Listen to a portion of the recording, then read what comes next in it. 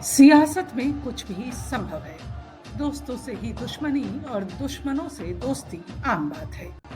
आज की कहानी यूपी के उस मुख्यमंत्री की जो मुख्यमंत्री पद के दावेदार दूर दूर तक नहीं थे, लेकिन दो दोस्तों के बीच पड़ी दरार ने उन्हें सीएम की कुर्सी पर बैठा दिया।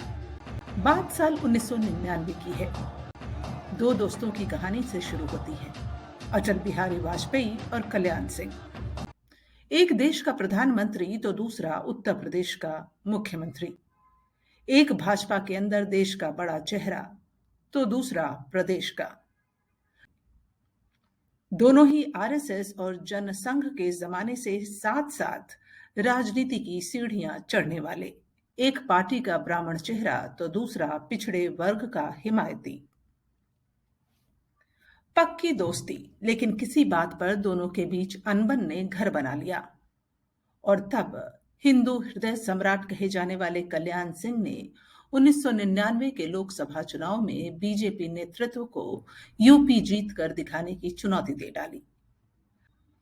पार्टी के दो बड़े चेहरों में फूट का नतीजा रहा कि राज्य में बीजेपी दो धड़ों में बटी दिखाई देने लगी। परिणाम यह रहा कि 13 महीने पहले यानी 1998 में अटल बिहारी वाजपेयी जिस लखनऊ संसदीय सीट से 4,31,000 वोटों से चुनाव जीते थे, उन्हें 70,000 सीटों का नुकसान उठाना पड़ा। यही नहीं, 1998 में यूपी में जिस बीजेपी ने 58 सीटें जीती थी, 1999 में यह 29 सीटों पर सिमट गई। कल्याण सिंह पर आरोप लगे कि अटल बिहारी वाजपेयी को प्रधानमंत्री बनने से रोकने के लिए उन्होंने राज्य में मतदान के दिन प्रशासन को सख्ती करने के आदेश दिए थे। इधर कल्याण सिंह पर आरोप थे कि वो वाजपेयी जी के खिलाफ काम कर रहे हैं। दूसरी ओर कल्याण सिंह को कमजोर करने के लिए सरकार के दो बड़े मंत्री कलराज मिश्र और लालजी टंडन ने झंडा बुलंद कर रखा था। तीसरी बार अटल बिहारी वाजपेयी के प्रधानमंत्री बनते ही कल्याण सिंह को हटाने का काम शुरू हो गया। 10 अक्टूबर 1999 को अटल बिहारी वाजपेयी ने प्रधानमंत्री पद की शपथ ली और उसके ठीक एक महीने के अंदर कल्याण सिंह सत्ता से बेदखल कर दिए गए। जब कल्याण सिंह ने पीएम वाजपेयी का फोन रिसीव नहीं किया, तब 10 नवंबर की देर रात प्रधानमंत्री आवास में आनन फानन में बैठक बुलाई गई। मसला सिर्फ एक था, कल्याण सिंह के उत्तराधिकारी पर चर्चा। माना जा रहा था कि लालजी टंडन और कलराज मिश्रा में से किसी एक के नाम पर मुहर लग सकती है। एक ओर जहां अटल बिहारी वाजपेयी तत्कालीन यूपी बीजेपी अध्यक्ष राजनाथ सिंह को सीएम बनाने की मंशा रखे थे, तो मुरली मनोहर जोशी किसी ब्राह्मण चेहरे को कुर्सी पर बैठाना चाहते थे। लेकिन कल्याण सिंह के पिछड़ा कार्ड के दांव के बाद इन तीन सवर्ण नेताओं के मुख्यमंत्री बनने का सपना अधूरा रह गया। सीएम आवास में नए मुख्यमंत्री के नाम पर मंथन हो रहा था।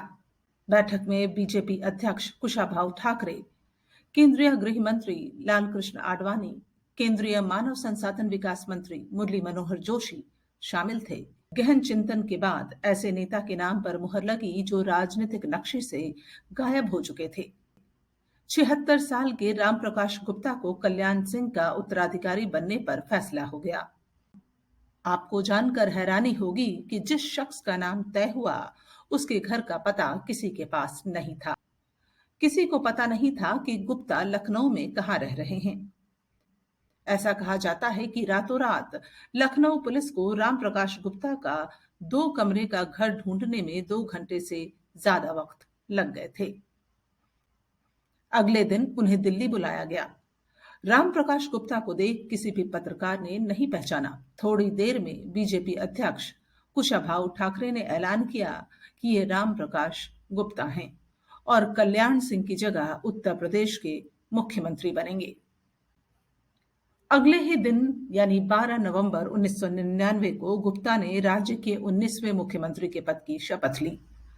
28 अक्टूबर सन 2000 तक यानी करीब 1 साल तक वो राज्य के मुख्यमंत्री रहे। राज्यसभा चुनाव में पार्टी की हार और विधान परिषद चुनाव में भूतपूर्व पीएम लाल बहादुर शास्त्री के बेटे सुनील शास्त्री की हार के बाद पार्टी नेतृत्व ने उन्हें दिल्ली तलब किया और उनकी जगह तत्कालीन केंद्रीय भूतल परिवहन मंत्री राजनाथ सिंह को यूपी की कमान सौंपी गई। ब्यूरो रिपोर्ट, नेशनल खबर।